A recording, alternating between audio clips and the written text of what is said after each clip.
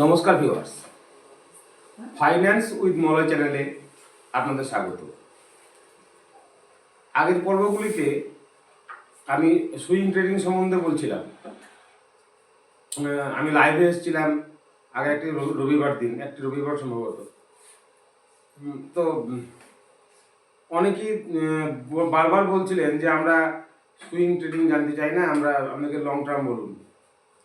ওনারা বিভিন্ন রেশিও সম্বন্ধে বলতে চাইছিলেন। তো আমি বলেছিলাম যে এর পরেরটি আমার শেষ সুইং ট্রেডিং সম্বন্ধে হবে। এরপর থেকে আমি লং টার্ম নিয়ে বলব। আজ থেকে যে পর্বটি শুরু হবে সেটি লং টার্ম নিয়ে, এবং লং টার্মের প্রত্যেকটা বিষয় আপনাদের আমি একটা করে বোঝানোর চেষ্টা করব। বোঝানোর দেখুন, কেউ কাউকে বোঝাতে পারে না। আমি যে অভিজ্ঞতাটা লাভ করেছি দিন ধরে, সেই অভিজ্ঞতাটি আপনাদের সঙ্গে শেয়ার করার চেষ্টা করব। তো লং টার্ম সম্বন্ধে বলার আগে আজকে প্রথম পর্বেই আমি বলবো লং টার্ম জিনিসটি কি।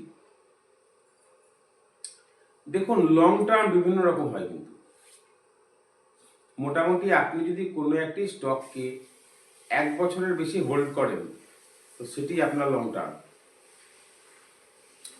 ধরুন একটি স্টক নিলেন, সুইং ট্রেডিংয়ের মতো 10%, 20%, 30%, 5%, 7% আপনার চাহিদা মতো আপনার টার্গেট লাগালেন, টার্গেট থেকে লাভ করলেন, বেরিয়ে গেলেন। এইটি কিন্তু পুরোপুরি সুইং, এটিকে আমি কখনোই লং টার্ম বলবো না। যে স্টকটি আপনি 1 বছর, 2 বছর, 3 বছর, 5 বছর হোল্ড করবেন সেটি আপনার লং টার্ম। এবার দেখুন, রিটেল ভালো করে বোঝার চেষ্টা করবেন লং টার্ম আর রিটেলারের মধ্যে কি কানেকশন, কেন আমরা লং টার্মেও লস খাই। দেখুন, আমরা প্রথম থেকে স্বপ্ন দেখি যে শেয়ার মার্কেটে এসেছি, প্রচুর পয়সা করব, কোটিপতি হব, গাড়ি বাড়ি হবে, প্রচুর পয়সা হবে আমার। এই চিন্তা ভাবনা নিয়ে একজন রিটেলার কিন্তু মার্কেটে আসে। সে আপনারা মানুন চাই না মানুন, এইটি কিন্তু খুব রূঢ় বাস্তব, কঠিন বাস্তব, যে মার্কেটে এসেছি মানে আমি প্রচুর পয়সা করব। ক্যাপিটাল কত? ক্যাপিটাল ওনারা সব গল্প শোনেন, বিজয় কেরিয়া এবং বিভিন্ন গল্প শোনেন। তারা আজকে এখানে এসেছেন, তাদের কত বছর লেগেছে আর তাদের ক্যাপিটালটি এখন কত, সেটি কিন্তু আপনারা কেউ চিন্তা ভাবনা করে দিচ্ছেন না। একজন রিটেলার মার্কেটে ক টাকা নিয়ে আসে বলুন তো? 10,000, 20,000, 50,000, 1 লাখ, 5 লাখ, 10 লাখ, 20 লাখ। দাদা, 20 লাখ টাকা থেকে কি আপনার মানে 200 কোটি হবে 100 গুণ? আর যদিও বা হয়, যে চড়াই উত্তরাই হবে আপনি নিতে পারবেন? পারবেন না। রিটেলাররা এখানেই মরে। একে তো অ্যামাউন্ট কম, তারপরে স্বপ্নটি প্রচুর, অবাস্তব অবাস্তব অবাস্তব সব রিটার্নের চিন্তা ভাবনা, আপনার দেখে, চার্ট দেখে ক্যালকুলেশনস। দেখুন, এভাবে কিন্তু লং টার্মে আপনি সাস্টেন করতে পারবেন না। রিটেলারদের লং টার্ম করা উচিত টেকনিক্যাল এবং ফান্ডামেন্টালকে মিশিয়ে। মনে রাখবেন, যতক্ষণ আপনি টেকনিক্যাল আর ফান্ডামেন্টালকে একসঙ্গে মেলাতে না পারবেন, আপনার লং টার্ম কিন্তু কিছু না হবে, সুইং না হবে, লং টার্ম। ভালো করে বোঝার চেষ্টা করুন। ধরুন আপনার কাছে 1 লাখ টাকা আছে, আপনার টার্গেট কিন্তু আকাশ ছোঁয়া। তো আপনি কি করবেন? আপনি একটি স্টকে ইনভেস্ট করবেন। স্টকটি রিটার্ন যখন দেবে তখন মানে নেই, আপনাকে লসও দিতে পারে। আপনি কি লস নেওয়ার ক্ষমতা রাখেন? ধরুন আপনি কারো কথায় শুনে, আমার কথায় ধরুন শুনে আপনি একটা স্টকে ইনভেস্ট করলেন। আমি তো ভগবান নই, কেউই পৃথিবীতে কেউ মহাপণ্ডিত ভগবান নয়। Market ultimate, market supreme. ধরুন একটি স্টক কিনলেন 100 টাকায়, ওটি যখন নেমে 70 টাকা 80 টাকা হয়ে যাবে, আপনার যদি ক্যাপিটাল কম হয় তাও ঠিক আছে, কিন্তু যখন ক্যাপিটাল 20,000, 50,000, 1 লাখ টাকা লাগাবেন না, আপনার ভিতর কেঁপে যাবে। আপনি আর হোল্ড করতে পারবেন যেমন 100 টাকা চলে গেল আমার। তো কি করবেন? দেখুন, আমি যে টেকনিক্যালের আমি সুইং ট্রেডিংয়ের তিনটি ফর্মুলা দিয়েছি, যদি না দেখে থাকেন লেটেস্ট যে 3টি স্ট্র্যাটেজি আছে আমার, একটি হচ্ছে 70 ক্রস, RSI 70 ক্রস, আমি সংক্ষেপে বলছি, আর একটি হচ্ছে RSI 60 পরে যে ক্যান্ডেলটি ক্লোজ করবে তারপরের একটি ক্যান্ডেল ক্লোজ করে নেবেন, আর একটি লাস্টে আমি RSI সুইং দিয়ে বললাম। এর সঙ্গে ROC এবং MACD-কে আমি অ্যাড করেছি। ঠিক এই টেকনিক্যাল মেনেই মান্থলি ক্যান্ডেলে আপনি ট্রেড নেবেন। ট্রেডই বলবো, কারণ আমি ইনভেস্টমেন্টটা ওই মান্থলি ক্যান্ডেলে ওই সিস্টেম মেনে করবেন, দেখবেন চার্টে গিয়ে রিটার্ন নেই। দেখুন, সুইং ট্রেডিংয়ে বা ইন্ট্রাডেতে কোনো কিন্তু ফান্ডামেন্টাল দেখার দরকার নেই, কিন্তু লং টার্ম যখন করবেন তখন আপনাকে ফান্ডামেন্টাল দেখতেই হবে। ফান্ডামেন্টাল যদি ঠিকঠাক করে দেখতে পারেন আর মার্কেটকে যদি আপনি একবার যদি আপনি উপলব্ধি করতে পারেন, দেখবেন যে আপনার স্টকগুলি আপনাকে মিনিমাম 100%, 150%, 200% আপনাকে রিটার্ন দেবে।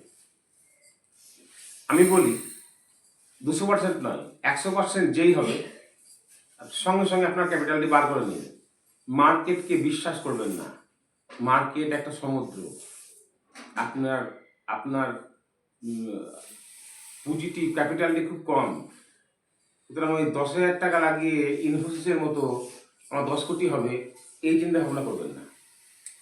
যে স্টকে আপনার ক্যাপিটাল ডবল হবে আপনি আপনার ক্যাপিটালটি বার করে নিন, বাকি স্টক থাকবে। এবার আপনি আস্তে আস্তে যদি ট্র্যাক করেন কোনো কোম্পানিকে, আপনি বুঝতে পারবেন কোন স্টকটি আপনার 200% রিটার্ন দেবে, কোনটি 300% দেবে, কোনটি 400% দেবে, কোনটি 500% দেবে, কোনটি আপনাকে 10 টাইমস রিটার্ন দেবে। সেটি আপনার ফান্ডামেন্টালস আপনার বলবে। এন্ট্রি নেবেন টেকনিক্যালি, কিন্তু ফান্ডামেন্টালসটাকে রেগুলার কোম্পানিকে ট্র্যাক করতে হবে, কোম্পানির বিজনেস দেখতে হবে। দেখুন, আমি কিভাবে দেখব, আমি কিভাবে শুনবো, সেইটা দেখে কিন্তু আপনি পারবেন না।